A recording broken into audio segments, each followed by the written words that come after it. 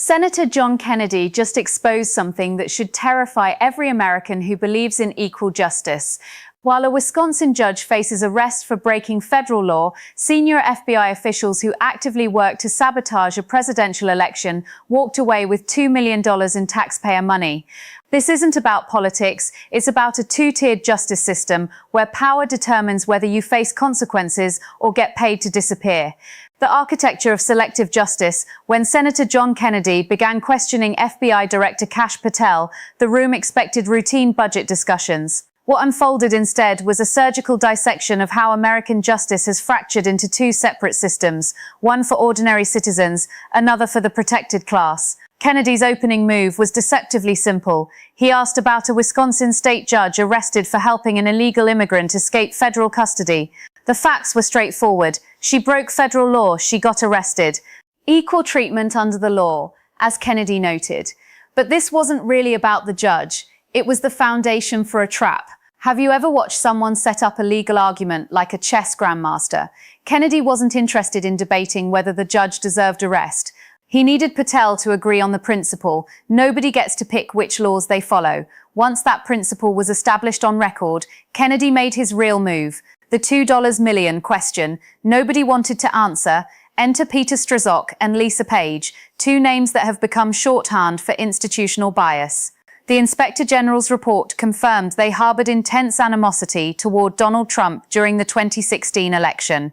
Their text messages weren't ambiguous. Trump's not ever going to become president, right? Page wrote. Strzok's reply, no, he won't. We'll stop it. These weren't passive opinions shared over coffee. These were senior FBI officials discussing stopping a presidential candidate. When their conduct came to light, both were fired or forced to resign. But here's where the story takes a turn that exposes the entire system's moral bankruptcy. Instead of defending against their wrongful termination lawsuits, Attorney General Merrick Garland's Justice Department cut checks, $1.20 million to Strzok, $800,000 to Page. That's $2 million. Mr. Director, worry not. We'll make sure your agency is adequately funded. This judge you arrested in Wisconsin, she was breaking federal law, wasn't she? Yes, that's why we arrested her. She was helping an illegal immigrant escape being taken into custody. Is that right? Yes, and the field agents decided to open the case, work the case. And as Americans, do we get to pick and choose which laws we want to follow? We do not. If you're a state court judge, do you get to decide you don't want to follow federal law? No. And if you violate federal law, you get arrested, don't you? Yes, Senator. That's called equal treatment under the law, isn't it? Yes, Senator. You remember Lisa Page and Peter Strzok, don't you? Yes, Senator. Mr. Strzok worked for the FBI. Mr. Strzok worked for the FBI. I think Ms. Page worked for Justice. The Inspector General found in its investigation that they hated President Trump and they really wanted Secretary Clinton to win. Is that true? That's correct, sir. And this would be the same same Ms. Page who sent an email to Mr. Strzok with whom she was having an affair. Trump's not ever going to become president, right? Right? And Mr. Strzok with the FBI, senior official at the FBI replied, quote, no, he won't. We'll stop it. Did I read that correctly? You did, Senator. Okay. Now, Ms. Page got quit before she could get fired. Mr. Strzok was fired. And predictably, they filed a lawsuit because in Washington, it's easier to divorce your spouse than it is to fire a federal employee. Why did the FBI give Mr. Strzok $1.2 million and Ms. Page $800,000 to settle a lawsuit? Senator, I do not know that settlement was reached in the prior administration. Who made the decision? The prior Department of Justice. Who in the prior Department of Justice? The settlement for that kind of case can only come from the Attorney General, which would be Attorney General Merrick Garland. So the Attorney General decided to give Mr. Strzok $1.2 million and Ms. Page $800,000 after they were fired after actively interfering in the 2016 election. Is that right? My understanding is that was a settlement they agreed to. Pass me the sick bucket, please. The Hunter Biden laptop. In October of 2016, shortly before the election, the New York Post wrote a story that was widely covered talking about Mr. Hunter Biden's influence peddling scheme based on his laptop. A couple of weeks later, Secretary of State, soon-to-be Secretary of State, Antony Blinken, organized a group of 51 so-called intelligence experts. Had some real rock stars on the list. Jim Clapper, John Brennan, Michael Hayden, Leon Panetta, and they said, oh, no, this story in the New York Post is not true. It's based on Russian disinformation. You remember that? I do, Senator, as the lead investigator for Russiagate for the House Intel Committee. Yeah. The FBI had had the laptop for 10 months, hadn't they? They did, Senator. So the FBI knew right before the election that it wasn't Russian disinformation, didn't they? And that was confirmed by the Inspector General's report. Yeah. Who at the FBI refused to let the FBI tell the American people the truth?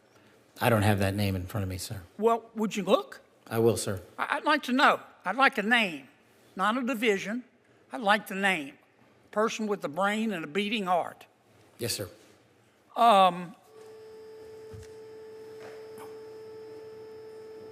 Did Jeffrey Epstein hang himself or did somebody kill him? Senator, I believe he hung himself in a cell in the Metropolitan Detention Center. Are you going to release all the information about that? Senator, we are working through that right now with the Department of Justice. When do you think you'll have it done, Cash? I think in the near future, sir. Like before I die? Senator, we've been working on that, and we're doing it in a way that protects victims and also doesn't put out into the ether information that is irrelevant for production of the public, such as CSAM. Thank you, Mr. Chairman. Senator Reid. Thank you very much, Mr. Chairman. Thank you, Director. As you're well aware, DOJ... Defamation lawsuits. Attorney General Merrick Garland's Justice Department cut checks, $1.20 million to Strzok, $800,000 to Page. That's $2 million of taxpayer money paid to officials who were fired for what many Americans view as betraying their oath of office. Kennedy's question cut to the bone. Why did the FBI give them this money? Patel's answer revealed everything about how power actually works in Washington. He claimed not to know the details, then deflected to the prior administration. The pattern, accountability for thee, but not for me. Kennedy didn't stop with the settlements. He moved to the Hunter Biden laptop, another case study in selective transparency. In October 2020, just weeks before the election, the New York Post published evidence of influence peddling from Hunter Biden's laptop. Within days, 51 former intelligence officials signed a letter claiming the story had all the classic earmarks of a Russian information operation. Here's what makes this devastating. The FBI had possessed that laptop for 10 months. They knew it wasn't Russian disinformation. They had verified its authenticity. Yet when former intelligence officials misled the American public, the Bureau stayed silent. Kennedy forced Patel to admit this timeline on record. The FBI knew the truth. Someone at the FBI made the decision to withhold that truth from voters days before a presidential election. Kennedy didn't just want an acknowledgement. He wanted a name. I'd like a name, not a division. A person with a brain and a beating heart. The conceptual framework. Predication as a shield. Throughout the hearing, we see a legal concept weaponized, the idea that investigations require predication, a reasonable basis to begin. It sounds neutral, even necessary. But watch how it functions in practice. When Kennedy asks about investigating constitutional violations or potential crimes by the powerful, suddenly predication becomes an impossible standard. The men and women of the FBI decide when to open investigations, Patel repeats. It's the perfect bureaucratic shield. Accountability diffuses into an anonymous collective. But when it's a Wisconsin judge or ordinary citizens, predication appears instantly. The contrast isn't subtle.